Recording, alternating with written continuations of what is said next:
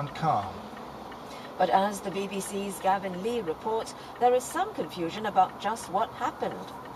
Nobody here is clear exactly how they worked this out, given that the police have taken over the communications centre. Apparently they're being counted inside each polling station and all taken somewhere central but somewhere secret, where the police and where the authorities can't see. So that will only add to the confusion of any claims of legitimacy to this. You're listening to the news on 938 Live, the time a little after 11.5 8. In home news, a smoking ban that's been extended to cover schools and vehicles like private hired cars and excursion buses was rolled out yesterday. Reporter Cheryl Goh finds out how people are taking to the new guidelines. Smoking is already banned in public places, including reservoirs and parks, as part of Singapore's efforts to be smoke-free. And as of 1st October, smokers can no longer light up in universities and private schools too. They are also not allowed to do so within 5 meters of all schools, including kindergartens. The ban also covers what's called public service vehicles, which are private hire cars, trishaws and excursion buses. According to Grab driver Jimmy Gunn, the ban is a good move for passengers as it will ensure their cars won't smell of smoke.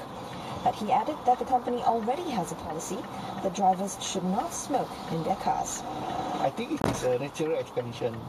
Since this private hire vehicle is also a mode of extension of a taxi transport, public transport actually. For my friends who are all the driver partners, they have been aware of the rules, so they are already quite disciplined. They have no problems adapting it. Yeah, so they will know where to smoke, where to find a place to smoke. Grab said the ban will help drivers think twice before lighting up. As for excursion buses, companies like Duck and Hippo said they've never allowed smoking. While tourists taking these buses didn't know there's now a government ban, those Channel News Asia spoke to were pleased, citing health reasons. I think the smoking ban is very healthy for me and for my children.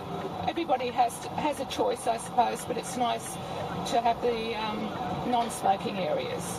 In public areas like this, in confined spaces, it's great that we don't have any smoking. Brilliant idea. NEA has stated that it will take an advisory approach for the first 3 months. This means those caught smoking in the newly prohibited places will be given a verbal warning. This is to allow the public time to adjust to the extended ban. You're listening to the news on 938 Live. That was Cheryl Goh. Senior Minister of State for Health, Amy Khor, says the experience and wisdom of seniors can serve as a positive force in Singapore's society. She was speaking at an event to mark International Day of Older Persons yesterday. Dr. Khor added that Singapore will continue to enhance its action plan for successful aging. Well, at least at the community, at the ground level, I think there's a lot more awareness about seniors, about aging, about the fact that even if as you age, there are opportunities to participate in, to continue to live actively and healthily and happily, and that they can contribute back to society. Water agency PUB says the incident in which a water pipe burst at Bukit Batok East Avenue 3 yesterday morning is not linked to the pipe that burst at Bukit Batok West last week. Residents saw water shooting up several meters high at a car park near Block 223 after a water pipe burst yesterday. The PUB said officers were deployed immediately after its sensors detected the leak. The agency added that the water supply to residents remains unaffected and that the cause of the leak is being looked into.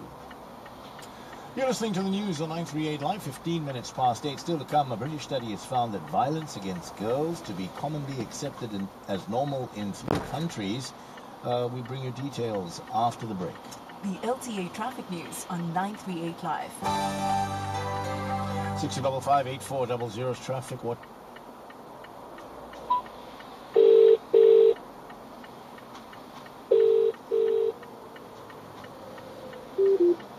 PP towards the SLE before Tampines Avenue 7. On the ECP, we have an accident towards the city after the KPE exit, Void Lanes 3 and 4. We have a stalled one on the ECP towards the airport before the PIE exit, stalled one on the AYE towards the MCE at Clementi Avenue 6, and traffic is heavy in the CTE tunnel towards the AYE at Havelock Road exit. Here's a message from the LTA. Did you know that child-assisted bicycles have to be registered? Register online at